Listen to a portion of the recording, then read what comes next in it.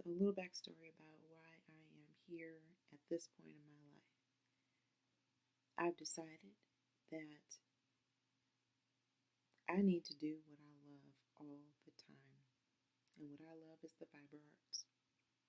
I enjoy knitting, I enjoy crocheting, and I want to get back into my sewing. I learned how to sew. Little backstory. My name is Phyllis, or you can call me Renee. Either one. I answer to both. And so my website is called PRenea's Place. And I combined the two because of the love of my mom, who used to call me Renee more than she called me Phyllis. So I don't have a problem with my first name. So I put them together. PRenea, PRenea's Place. So PRenea's Place is about allowing myself to be in my own comfort zone, my own headspace where it's bliss because of doing what I love to do, which is knit and crochet. I also like to sew. I don't have anything else on currently. And I'm jumping out here even though I'm just coming from outside, and I just had to get this done. I just had to do it. While it's nice and quiet in the house. Anyway, so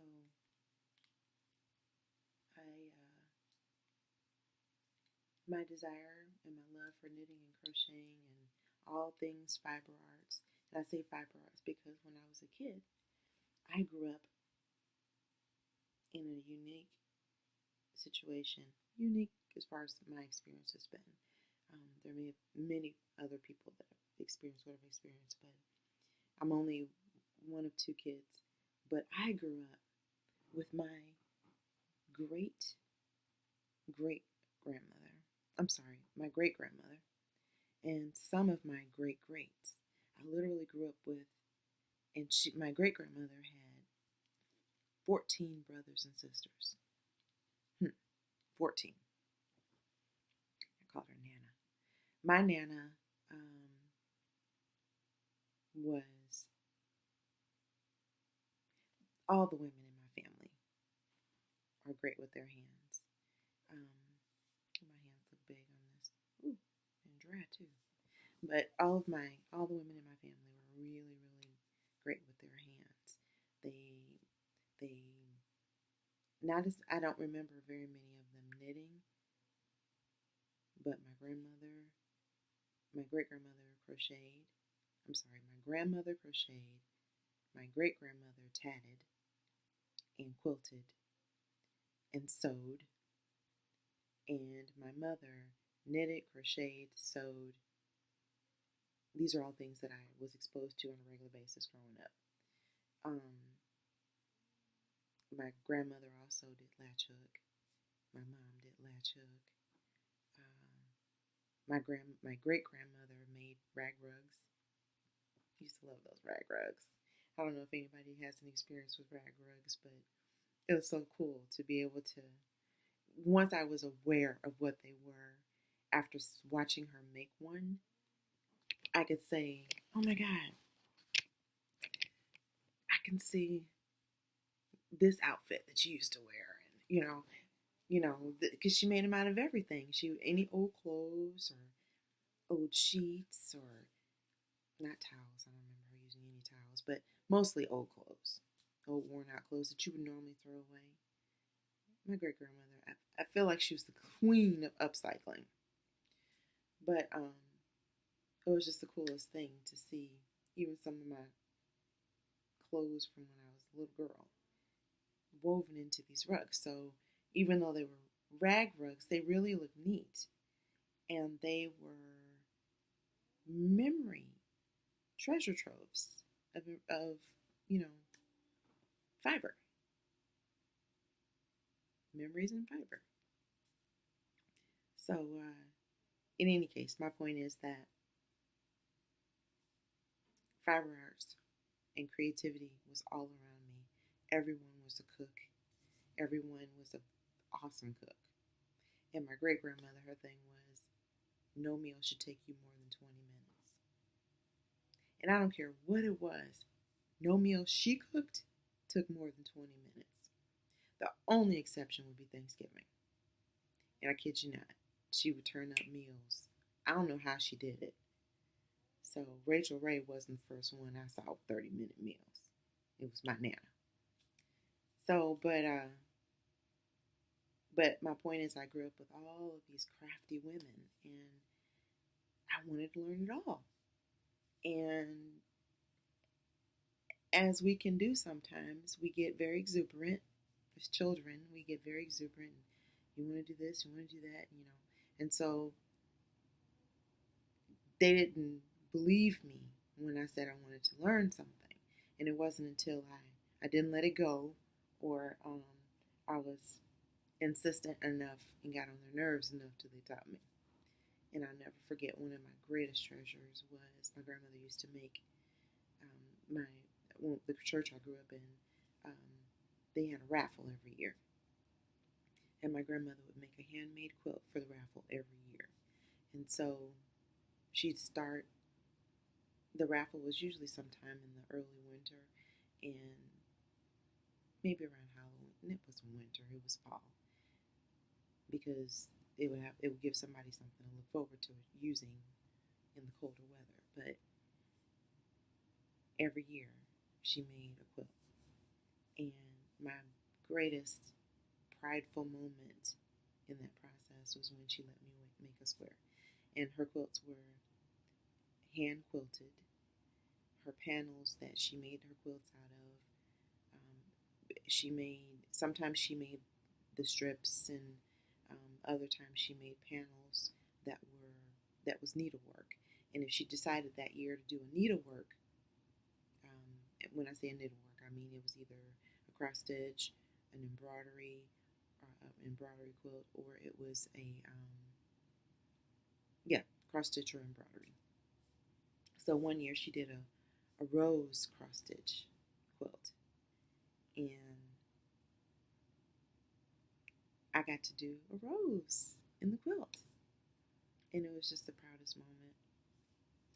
And I'm gonna share another proud moment when I decided that I was ready to learn, and this was after the quilt moment was after the moment I'm telling you about now, because that was when I got introduced into needle sewing. As far as cross stitch work was concerned, that wasn't my first introduction into sewing. Mom showed me things way before then. But Mom, I wore her out because I wanted to learn how to knit and crochet. And I bothered her so much till she said, "You can wind my balls." Because she would buy skeins of yarn, but she would work from balls. And I'll never forget the time. She would always let me wind the balls, but she didn't have the patience to teach me, because she's a nurse and she worked nights. And so we only got, and it wasn't like a Monday through Friday shift. It was whenever her shift was. It was a night shift. So when I could catch her,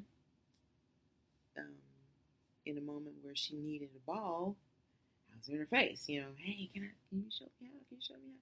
But she always let me wind her balls. And then on this one occasion, she thought she was going to wear me out, and that I would lose interest in learning how to do the knit or crochet. And she gave me it felt like it was about 50 skeins of yarn, but I'm sure it wasn't. It was probably maybe 10 or 12 skeins. And she said, "When you finish these, I'll show you how to do a chain stitch." And I believe she thought I was going to give up, and then that would get rid of me for another day. I wound them all. And I said, "I'm ready."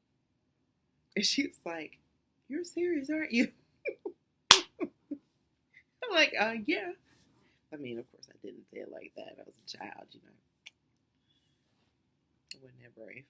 Anyway, I was like, "Yeah, Mom, I'm really serious. I really want to learn."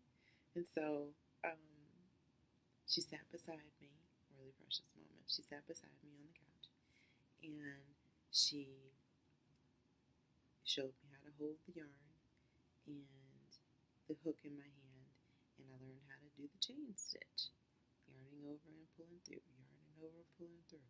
And of course, like any child that learns how to crochet for the first time, my chain was so tight. But I got the hang of it. Of course, after I finished, the chain was about 20 feet long, but I was so proud of that chain. I didn't know what to do with myself. And so she said she didn't know what I would gravitate to more. So she taught me how to chain, and she taught me long tail cast on. Of course, now as an adult, I know it's called long tail cast on. But at the time, she just called it a cast on because that was the only cast on she did. Loved the cast on.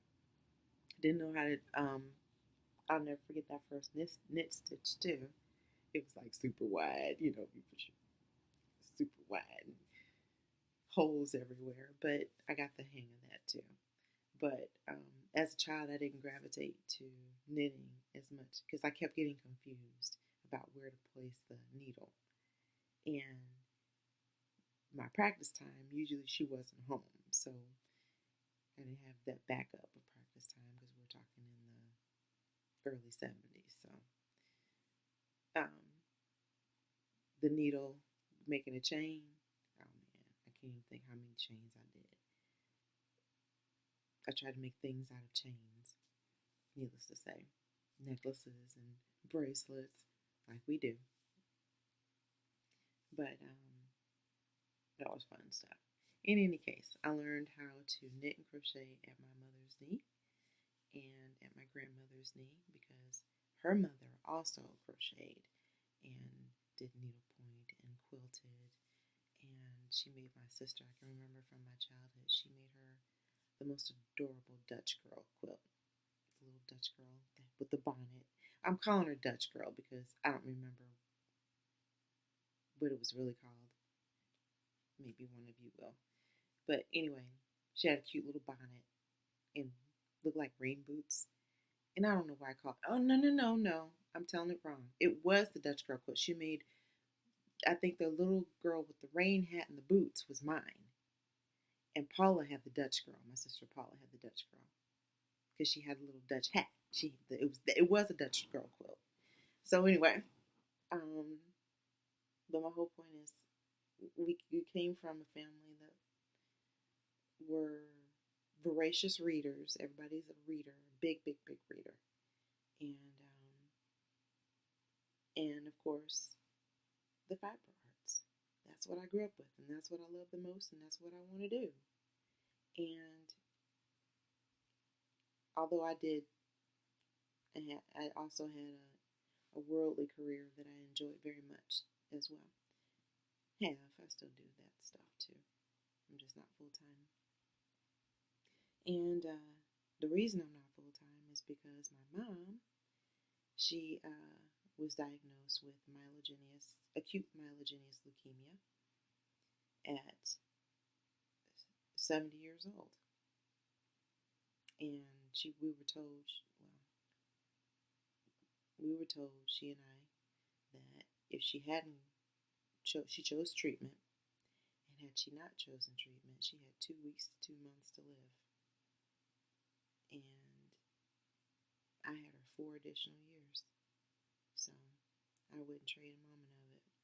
So I left my job, took an early retirement, and left my job to take care of my mom. And it was the most precious time I've ever had in my life. It was hard. It was hard, but it was precious. And so I've been her caregiver for a number of years, almost 4 years. And that was through several rounds of chemo and remission and bone marrow transplant. And it was rough, but wouldn't trade it for the world. Wouldn't trade it for the world. So mom left me. I shouldn't say it that way. She graduated. She transitioned. And but while she was recovering from treatment, she decided, I talked into getting back into crochet. She had stepped away from it for a long time. 30 years she stepped away from it. And the reason she stepped away from it, I can totally relate to, was because one of the last things she made was for her mother, who died of breast cancer. So she didn't want to tie, well, she did. She emotionally tied her art to her craft. Her art to tragedy. And so she stepped away from it. But I was able to talk her back into picking it up again. And it got us through some really rough spots when it came to her treatment. So, and she was so glad to get back into it, to the point that she decided she was going to make an Afghan for any and everyone that wanted one. So from treatment to transition, she made over 33 Afghans in 2.5 years. Needless to say, I helped. But I don't even know how she did it, to be honest with you, because there were times when it was bad. It was really bad. And so, but she was so glad that I talked her into it. So I want to show a couple of pictures. Actually, I need to put them in here, so I'll stick them in here. A few of the Afghans.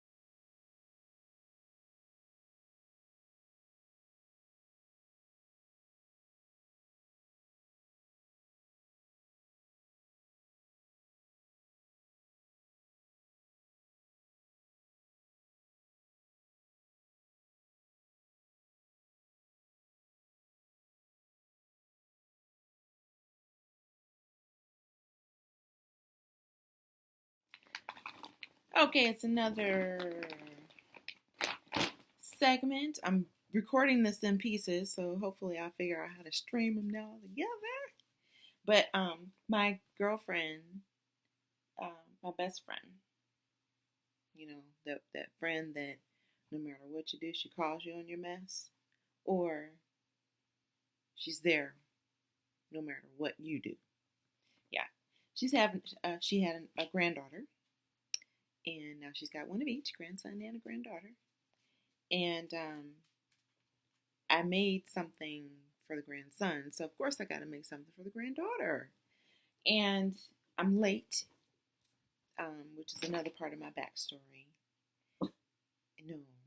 No, that's Pepper. He's a Poncho, Pomeranian Chihuahua mix. You can't make your debut today. This is my day. So go sit down. I know, but you have to go sit down. In any case, so I decided to make this pattern, and this is my second go with cables, my first go with these kind of cables. And it was so much fun. So because it was my first effort and I didn't want to have to deal with newbieitis. What's newbieitis? Impatient. I'm impatient. I like quick gratification projects most of the time, but this one took me a minute. I actually finished it in about 2 weeks, which was really pretty good, all things considered. So here's the pattern. It's called the Temptation Poncho Hat Poncho Set. It's just so adorable. Well, see, I found this pattern. You know how sometimes when once you order something online from the some of the yarn places that cater to many different brands, you'll somehow appear on mailing lists of things that you never asked for. Well, this time I found myself on Mary Maxim mailing list, and I just kind of browsed through the catalog, and this was there, and it was in a kit. So for my newbie-itis, that was perfect, because I didn't have to do anything but make it. And she's a baby right now. She's not even a year old, so I made the 2 to 3 size. And this pattern actually it's a bargain, because I paid $25 for the kit for the 2 to 3 month old, and then found out after I got the pattern. I made a black and white copy because I wanted to keep my color copy pretty. I wanted to write on this one. And so anyway, I found out that you not only get the 2 to 3 month old or 2 to 3 year old in with the kit, but you get the measurements all the way up to a 10 to 12 year old. So I could make this again to maybe sell, or you never know. But anyway, it was just too cute. So I want to show you how it turned out. I haven't put the pom-pom yet on the hat, but this is the hat. Isn't it adorable? On her little bitty head, for some time, it's going to be a slouch hat. And then here's the poncho. It came out so cute. Look. Oh, it came out so cute. This is pre-blocking. I haven't blocked it yet. Isn't that adorable? So I am not, I don't have anything to do with Mary Maxim, but this was a fun knit. It came with the Woodland brand of yarn, and this is actually, it's supposed to be 90% premium acrylic and 10% alpaca. And because of the high acrylic count, the care instructions say to machine wash, which is great for a kid, for a little person, and using a 2-minute cycle on gentle, or of course you can hand wash it, or and lay flat to dry. Easy peasy. So it won't be too much work for mom. So I'm so excited to give that to her. So that was my project for March. Well, this is what I did in March. Beginning to end. I'm so excited. Well, actually, I think I may have started this at the very end of February. In any case, it's done. And it came out so cute. And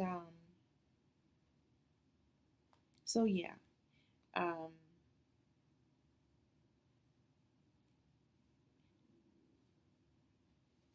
That's that. And I have one more FO to show. Actually, it's a whole half-finished object. And I'm probably going to do it over again because this is not a real knitting bag, but it was so cute. I got this on clearance at Marshall's. It's a makeup bag, but I'm using this project bag. I guess I should have brought my sock blocker up, but I did my very first sock. And it's too big. And I did swatch first, but I don't have my tension down yet. This pattern, I don't even have the pattern in here. Shoot. But isn't that cool? That design?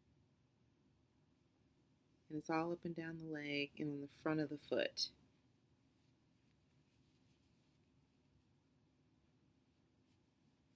And I have no idea what kind of heel this is because, like I said, this was my first effort. So I'm probably going to frog this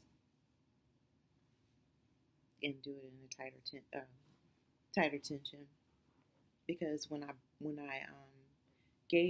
swatched it, my swatches were fine, but it still came out a little bit big. My son can fit it, and he's got a size 12 foot. I wear a 9. It's too big. So, yeah, just there's a few little bitty imperfections that will probably come out in blocking, because it's still stretchy. It's like, I don't know. It's okay, I guess, for a first effort. Don't ask me why. But why didn't I just pick a vanilla sock to start out my first sock effort with? I don't know. But I didn't feel like I was setting myself up for failure. I thought the pattern was so cute. I just wanted to try it. So I can't tell you why. I don't know. I should have just chosen a vanilla sock to get used to it. So I bought more yarn than I needed, because I think I'm going to get both. Trying this Willow Quest, and this is a willow yarn. I really like their yarn. This is a 50% merino, 25% nylon, and 25% bamboo. It's so soft. So I think I'm gonna do some short socks with this skein, because you get 462 yards with this. It's ridiculous. They don't have many colors, so I would love to have a relationship with this company, because I've used this company for some other things. This colorway was Poison Dart Frog. I thought it was so cute. And that is true to color, that it's coming up even within, my lighting is natural light. And that's, actually it's a little, just a pinch, there it is. That's true to form. Because if I put it up a little, whatever I did there, when I did that, it got brighter. Anyway, nice. So I'll be doing a vanilla pair of socks with this that I will proudly wear, because, again, I'm in Michigan, so it's going to be cold for a little while longer. I don't know if the groundhog saw its shadow or not, or if that's not happened yet. It's not happened yet. So I would love for him not to see his shadow. Isn't that it? If he doesn't see his shadow, then you don't do winter's coming, spring's coming rather. Anyway, whatever. I think I'm going to be able to get another whole pair of socks out of this other skein, because I still have all of this left for the other sock. And I've got some minis that I might try with the cuff and toe. I'm not brave enough. This is my first heel.